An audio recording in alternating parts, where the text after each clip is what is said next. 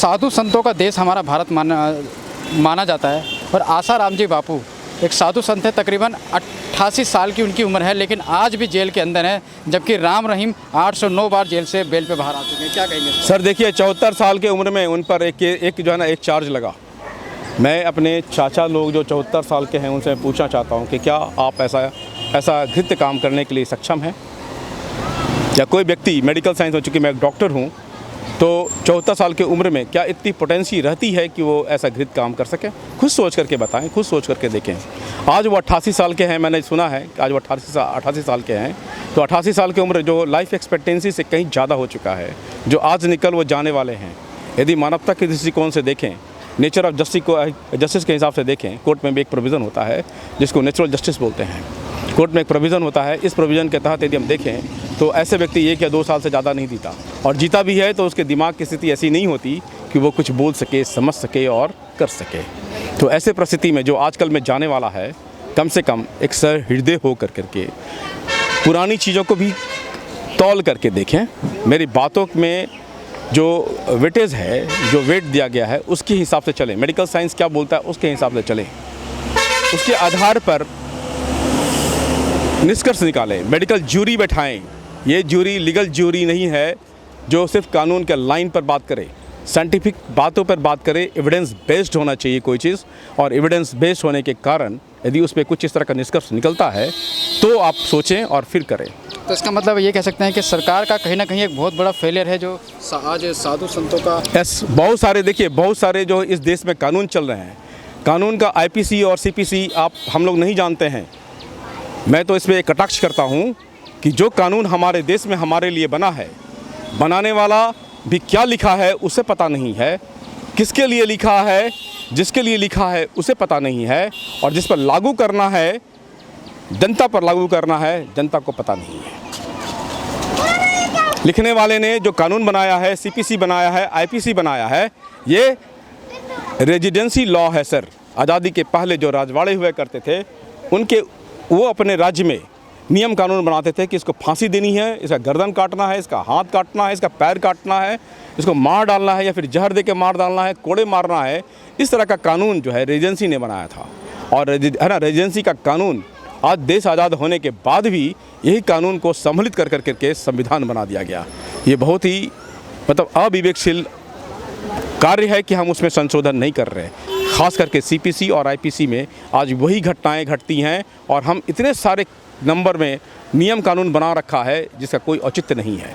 जबकि नियम कानून 7 लोगों की बैठी हुई जूरी ये डिसाइड करती है कि आज का समय क्या बोलता है, मॉडर्नाइजेशन में किस चीज़ की ज़रूरत है, क्या हम उसको फुलफ़िल करते हैं कि नहीं, हम अपने स्टैंडर्ड को रेगुलेट करते हैं कि नहीं। वो नियम होना चाहिए। जो जूरी, जो 7 लोग जूरी बैठ करके करे, या 11 लोगों की जो ऑड नंबर ऑफ जूरी हो, वो निर्धारित करे। ऐसे बहुत सारे मूवीज़ भी बनी हैं कि जूरी का क्या रोल होता है, जहाँ पर क्रिटिकल केसेस होती हैं, जहाँ पर रूल्स नहीं होते, जहाँ पर हर चीज़ पर रेगुलेशन बना करके उसे प्रतिबंधित करना ये उचित नहीं है। इसलिए पहले तो CPC और IPC ये रिवाइज होना चाहिए। ये लॉ ऑफ रेजेंसी नहीं होनी चाहिए। एक बार एक कमेटी बनी थी 1970 में, बॉस कमेटी बनी थी, और उस कमेटी ने उसको रिवाइज किया था, लेकिन वो भी कमेटी फेलुअर रही। सिर्फ रेजेंसी के कानून को असेंबल्ड कर करके पूरे देश में ऐसा इम्प्लीमेंट करना ये उचित नहीं है। मेरा तो ये मानना है कि आज से पुनः एक बार लोगों को जागना होगा, लोगों को समझना होगा कि हमारी नीतियाँ क्या है। पढ़े लिखों को वोट देना होगा, उसको असेंबली में उसे बिठाना होगा। 365 दिनों में चलने वाली असेंबली मात्र 1 या 2 दिन चलती है, 10 दिन चलती है, मैक्सिमम 15 दिन चलती होगी साल में, ऐसे 30 दिन चलती होगी। सिर्फ बजट के समय में अधिवेशन बुलाया जाता है, उसमें लोग बैठते हैं, काम वहाँ कुछ नहीं होता, क्योंकि वहाँ पर कोई जाता ही नहीं है। लोग जाता है तो खा पी के चले आते हैं। इन्हें भी 9 से 5, हर सांसद को 9 से 5 बैठना होगा। यदि ऐसा होता है, यदि मैं पब्लिक में जाता हूँ, हाउस ऑफ पब्लिक में जाता हूँ, तो जिस तरह से एक व्यक्ति एक सरकारी दफ्तर में 9 से 5 बैठता है, उसी तरह से इनको भी कंपल करना चाहिए। इन्हें भी पैसा मिलता है, इन्हें भी वेतन मिलता है, फिर ये क्यों नहीं बैठते? ठीक है, बहुत बहुत धन्यवाद आपका। इनके लिए भी मैं 2-4 बात करना चाहूँगा। ये हमारे साधु संत हैं जो मोक्ष की तलाश में हमेशा रहते हैं, लेकिन हमारे यहाँ सिर्फ मोक्ष आश्रम की संख्या देखिए, वृद्धावस्था आश्रम की संख्या देखिए, जीराटिक पेंशन देखिए, ओल्ड एज पेंशन देखिए, नहीं है। मेडिकल फैसिलिटीज़ देखिए, कुछ नहीं है। बल्कि एक समाज को एक मूल्य और एक जन आधार देने वाले हमारे ये साधु संत हैं। साधु संत का मतलब होता है पढ़ा लिखा हुआ हर व्यक्ति जो उच्चतर अध्ययन करता है, जो जिसमें सोचने समझने की शक्ति इतनी होती है कि वो प्रबुद्ध होता है, प्रौढ़ होता है, वो ऐसा व्यक्ति ही संत कहलाता है। जो मार्गदर्शक होता है उसे संत कहते हैं। कालका मंदिर में आज हम लोग मौजूद हैं और आज बातचीत करने के लिए हमारे साथ डॉक्टर गौतम आनंद जी हैं, जो कि शेर से जो है शेर इनका चुनाव चिन्ह है। दक्षिण दिल्ली से लोकसभा चुनाव लड़ रहे हैं और आज शेर माता रानी के दरबार में आया है, माता रानी के मंदिर में आया है और आज डॉक्टर गौतम आनंद जी ने माता रानी का आशीर्वाद लेके अपना प्रचार प्रसार आज यहाँ से शुरुआत करी है। तो मौजूद है हमारे साथ, बातचीत करेंगे। सर, आज की शुरुआत माता रानी जी के यहाँ से शुरू करी है आपने शेर के साथ। शेर माता रानी की सवारी भी है और शक्ति का प्रतीक भी है और हमारे राष्ट्र का राष्ट्रीय जानवर भी है। तो ऑब्वियसली जब शेर दहाड़ेगा तो सभी सुनेंगे, है ना, सभी की कान में गूंजेगा। और हमने जो मैनिफेस्टो जो लागू किया है 14 पॉइंट का, जो पिछली बार भी बात हुई है, और मैं लगातार अपने प्रचार में अपने मैनिफेस्टो की बात करता हूँ, जो रिटर्न कमिटमेंट है।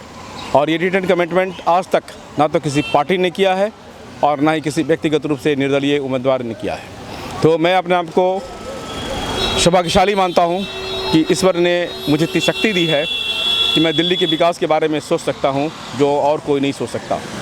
माता रानी के दरबार में मुझे चिन्हित किया गया है कि मैं इस देश और इस राष्ट्र का भविष्य बदलूं और मैं अपने आप को सौभाग्यशाली पाऊं। हमारी आत्माएं शुद्ध आत्माएं हैं और शुद्धता इसका प्रतीक है, शक्ति इसका प्रतीक है। जो व्यक्ति जिस जातक का होता है उसके साथ उसके व्यक्तित्व के हिसाब से उसका चुनाव चिन्ह भी मिलता है। तो मैं सौभाग्यशाली हूँ कि मेरा जो व्यक्तित्व है उसके हिसाब से मुझे चुनाव चिन्ह मिला है और मुझे काम करने की अनुमति भी दी गई है, ईश्वरीय अनुमति है। मुझे किसी का जो है विरोध मेरा अब कुछ बिगाड़ नहीं सकता। मेरा अब पथ अग्रसर हो गया है। चुनाव रहे या ना रहे, पब्लिक में जाएं या ना जाएं, यह अलग बात है, लेकिन हमारा ये मोर्चा हमेशा मेरे कंधे पर रहेगा। अच्छा, आप प्रचार से जो है चुनाव का अंतिम छोर पे चल रहा है, तो क्या माहौल आपको नज़र आ रहा है? किस तरह का माहौल देखने को मिल रहा है? माहौल ये है कि हमारा जो पार्टी है और पार्टी का जो उम्मीदवार है वो आज चर्चे का विषय है। मैं बार बार भी देख रहा हूँ, यूट्यूब पे भी देख रहा हूँ, लोगों को भी देख रहा हूँ। अब लोग अपने आप को कोई शेर कहने से भी डरता है, क्योंकि एक नया शेर यहाँ, है ना, जो राष्ट्र का जो पुराना शेर है वो अब सामने आ गया है। तो भय तो सबके अंदर है, क्योंकि शुरुआत एक से ही होती है और मैसेजेस एम्पलीफाई होकर के करोड़ों में जाती है। तो अब क्या रणनीतियाँ हैं आगे की, क्योंकि गिने चुने दिन ही आप रह गए हैं प्रचार के? रणनीति तो क्या है, जो कुछ भी होगा ईश्वरीय शक्ति करेगा, एक चमत्कार ही करेगा, क्योंकि फैसला उसके भाग्य के हिसाब से होती है। समय की मांग होती है और लोगों की ज़रूरतें होती हैं। लोगों की ज़रूरतें भी हैं, मूलभूत ज़रूरतें हैं वो ज़रूरतें भी हैं, समय की मांग भी है। सत्ता परिवर्तन एक समय सीमा है, काल चक्र है ना। जो आज सत्ता में आया है वो सत्ता से हटेगा, पद से हटेगा, क्योंकि बहुत अधिक दिनों तक किसी की भी सत्ता नहीं चल सकती है।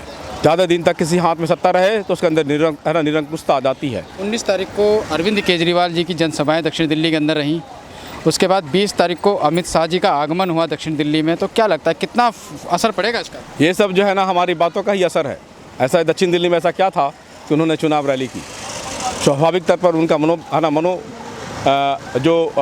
जो मानसिकता है वो सामने आ रही है। उनके अंदर भी एक डर हो गया है कि एक तीसरी पार्टी भी है जो कर्मठ है, कर्तव्यनिष्ठ है और ईमानदार भी है। तो उन्हें अब इस बात का भी खौफ है। तो कोई संदेश आप देना चाहेंगे हमारे दर्शकों के लिए या दक्षिण दिल्ली के लोगों के लिए? देखिए, मैं तो बोलूँगा कि मेरा संदेश तो सिर्फ इतना है, जो मैनिफेस्टो में है वही मेरा वचन है और मैं अपने वचन से नहीं हटूँगा। यदि मैं पब्लिक्स में जाता हूँ तो अपने वचन का निर्वाह जितनी शीघ्रता से हो सके, क्योंकि मैं यहाँ पर रुकने वाला नहीं हूँ। रुकने का तात्पर्य सिर्फ इतना है कि ये ना समझे कि मैं जो है ना ये करके मैं हट जाऊँगा, ऐसा नहीं। यदि ये चीज़ें जो है ना 5 साल में करूँगा, ऐसा भी नहीं है। ये चीज़ें 3 से 6 महीने और 6 महीने से 1 साल में मैं अपने कार्य को संपादित करूँगा। और जब मैं अपने कार्य को संपादित करूँगा, 1 साल में जो काम लोग 5-5 साल 10-10 साल तक लटका के रखते हैं, जब काम 1 साल में होगा तो आप सोच सकते हैं कि 5 साल में भारत की गति क्या होगी। एक सवाल मैं आपसे और पूछूंगा चलते चलते, दिल्ली के जो मुख्यमंत्री है अरविंद केजरीवाल, जिस शराब नीति के घोटाले के मामले में जेल में गए, अभी बेल पर बाहर आ गए, फिर 2 तारीख को दोबारा उनको जेल में जाना है, तो क्या लगता है उनके साथ कोई सिंपैथी वोट भी जुड़ रही है क्या? सर देखिए, ये सब चीज़ें जो है ना राजनीति से ओतप्रोत है ना। कौन व्यक्ति क्या कर रहा है नहीं कर रहा है, यदि घोटाला किया है तो निष्पक्षता तो होनी चाहिए, उसमें कोई किसी तरह का मैनिपुलेशन नहीं होना चाहिए, मैं तो ये बोलूँगा। लेकिन सिंपैथी वोट आम आदमी पार्टी को मिलेगी क्या इसका? सर नशाखोरी सबसे बड़ी चीज़ है सर, लोगों को खुद ही समझना चाहिए कि नशाखोरी, जहाँ पर दारू का इतना आवंटन किया जा रहा है, ठेके का आवंटन किया जा रहा है, जिससे हम समाज को क्या दे रहे हैं, समाज को काला कर रहे हैं, बजाय उसको सफ़ेद करने के हम काला कर रहे हैं। तो ऐसे समाज की संरचना जहाँ पर इस तरह की कोई पॉलिसी आती है तो मैं उसका विरोध करता हूँ। धन्यवाद। तो ये थे हमारे साथ डॉक्टर आनंद गौतम जी। जो लोकसभा चुनाव दिल्ली के अंदर त्रिकोणीय माना जा रहा था, जहां एक तरफ आम आदमी पार्टी की झाड़ू थी, एक तरफ कमल का फूल और तीसरी तरफ हाथी नज़र आ रहा था, तो अब शेर की एंट्री के बाद जो है मुकाबला बड़ा कड़ा हो गया, टक्कर वाला हो गया। अब देखना बहुत अहम होगा कि आखिर रिजल्ट में क्या आता है, कौन जीतता है और कौन हारता है, वो आने वाले समय में पता चलेगा। तब तक आप जीते रहिए, बने रहिए हमारे साथ। नमस्कार। वंदे, जोर से बोलिए, वंदे वंदे, भारत माता की।